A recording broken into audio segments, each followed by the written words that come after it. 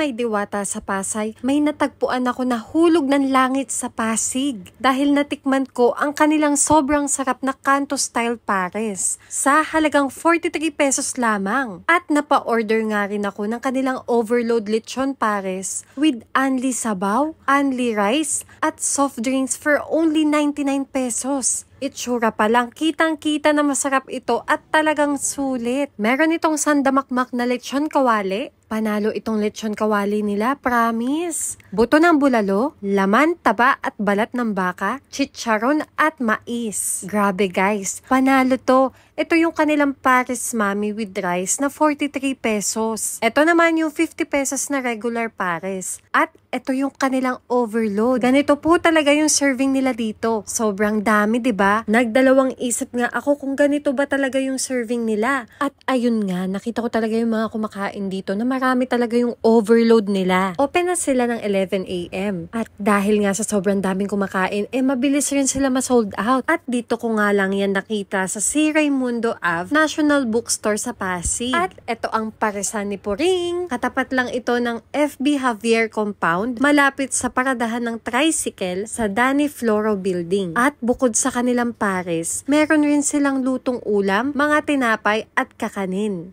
Guys, tignan nyo naman yung overload pares. Overload lechon pares talaga siya. Grabe. Ang dami nito. So, meron itong taba ng baka, bulalo, lechon kawali at chicharon. Tapos, meron pang mais.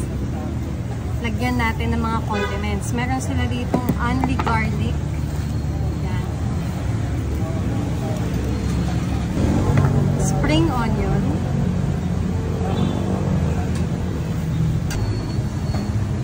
At chili sauce. So, game, tikman na natin.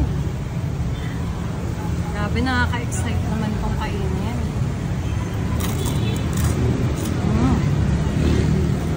Tikman natin yung sabaw.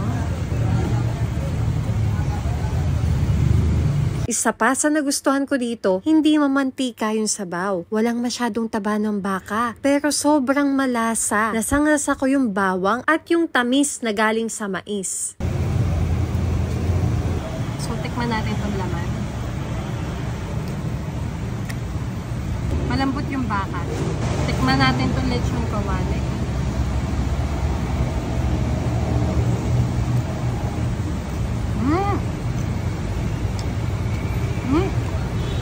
Ito yung gusto ko sa pares, yung merong kasamang mais.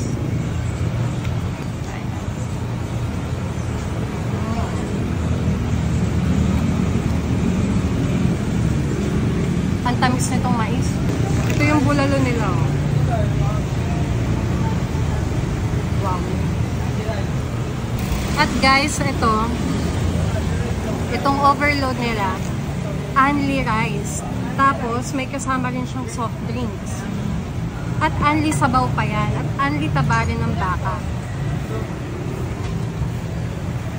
Meron rin sila ditong pares na regular lang na 50 pesos. With rice na yun.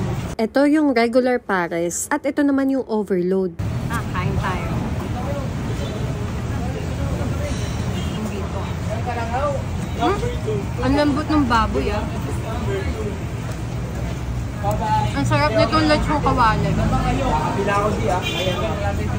Solid. Kitang-kita nyo naman malaman siya, diba? Yung mga ano nyo pala. Sarap. Malalasahan mo talaga yung karne. Yung tunay na lasa ng karne. Sarap. Sarap pati ng sabaw.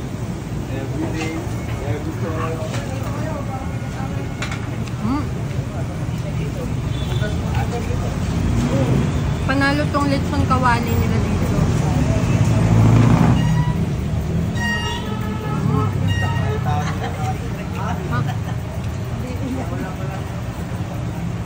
Mukhang mapaparami yung kanin ko dito ah.